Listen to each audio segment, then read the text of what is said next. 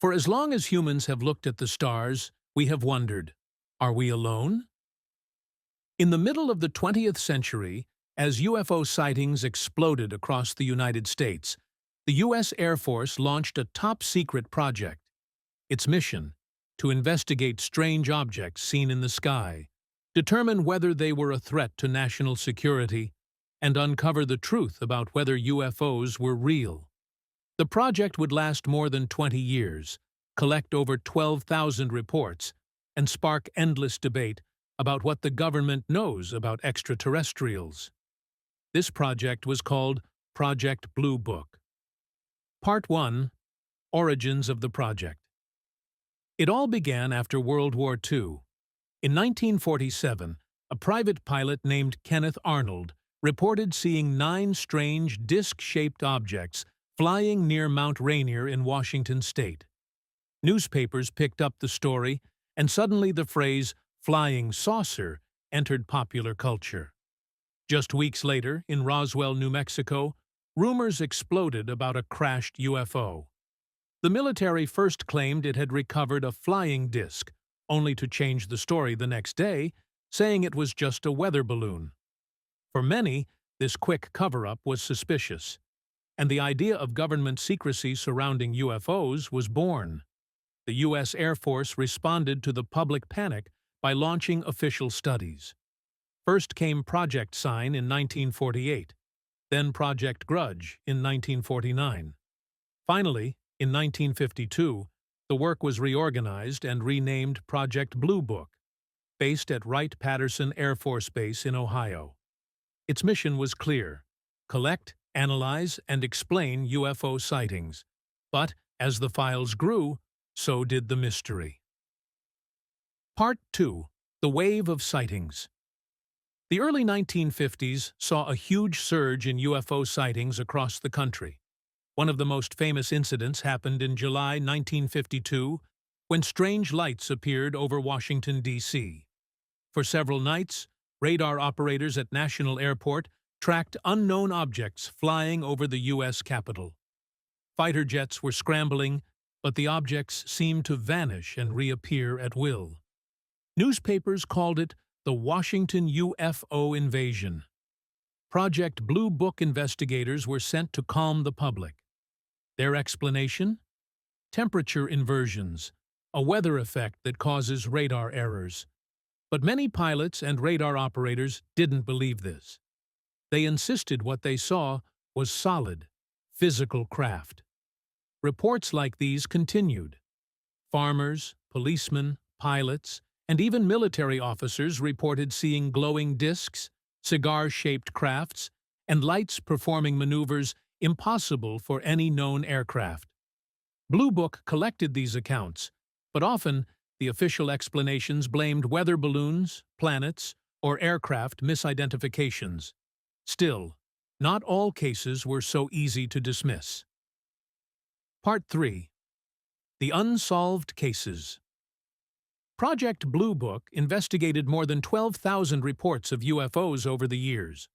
Most of these sightings were given some kind of explanation: weather balloons, stars, airplanes, or even just imagination. But still, around 700 cases remained unidentified. These were the mysteries that could not be explained away so easily. One of the earliest and most famous of these was the Lubbock Lights in Texas in 1951. Dozens of people, including professors from a local university, reported seeing glowing lights flying across the sky in a V-shaped formation. The lights appeared again and again, witnessed by many different people. The Air Force tried to explain them as birds reflecting city lights, but those who saw them strongly disagreed. For the public, the Lubbock Lights became a lasting mystery. Another case was the Mantell incident in 1948. Captain Thomas Mantell, a skilled pilot in the Kentucky Air National Guard, was ordered to pursue a strange object in the sky. He climbed higher and higher, but tragically, he lost control and died when his plane crashed. The official report claimed that he had likely been chasing a weather balloon and simply went too high without oxygen support. But many other pilots and witnesses doubted this story, believing he had truly encountered something extraordinary. Then came the Socorro incident in 1964, reported by police officer Lonnie Zamora in New Mexico. While on patrol, Zamora saw a strange egg-shaped craft on the ground. He described seeing two small humanoid figures standing beside it. As he got closer, the craft suddenly roared to life and blasted off into the sky, leaving behind burnt patches on the ground and physical evidence that something had really been there. Project Blue Book investigators studied the site carefully, but they were never able to explain what Zamora had witnessed. These unsolved cases became the heart of the mystery. They kept the public suspicious, fueling the belief that the government might be hiding the truth instead of revealing it. After all, if trained pilots, police officers, and respected witnesses were reporting things that even experts couldn't explain, what was really going on in the skies above America? Part 4. Dr. J. Allen Hynek, From Skeptic to Believer. One of the most important figures in Project Blue Book was Dr. J. Allen Hynek, an astronomer brought in as the project's scientific advisor. At first, Hynek was a skeptic.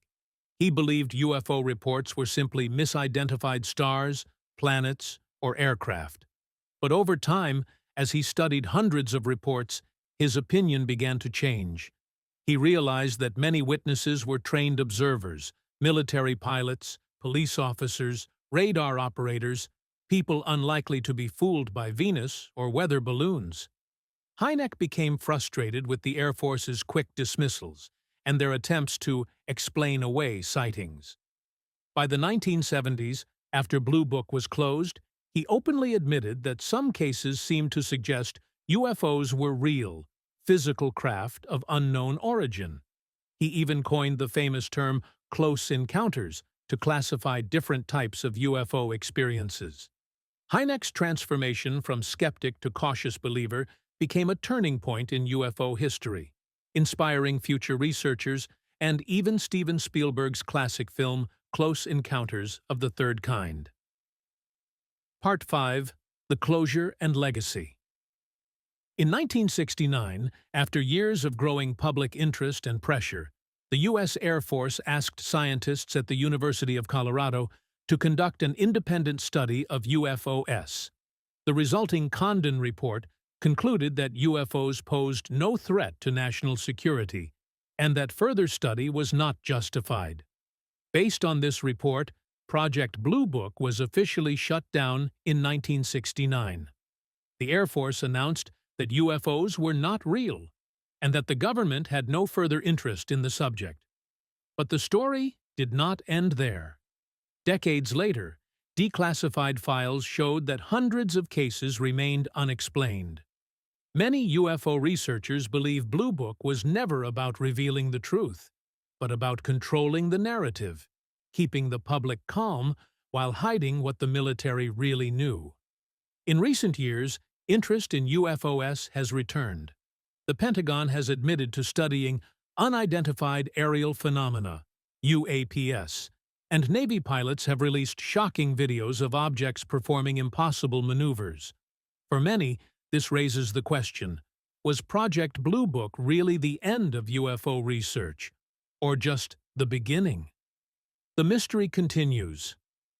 For more than 2 decades, Project Blue Book investigated the skies above America. Thousands of reports, hundreds of witnesses, and dozens of unsolved cases later, the files still leave us with more questions than answers. Were these sightings secret military experiments? Natural phenomena we didn't yet understand? Or could there be something far more extraordinary? Evidence that we are not alone. Even today, the truth remains hidden in the shadows. But one thing is certain. When we look up at the night sky, we are staring into a mystery far greater than ourselves. Do you believe Project Blue Book was hiding the truth? Or were they right to dismiss UFOs as imagination and mistakes? Share your thoughts in the comments. And don't forget to like, subscribe, and hit the bell for more deep dives into history's most secret files.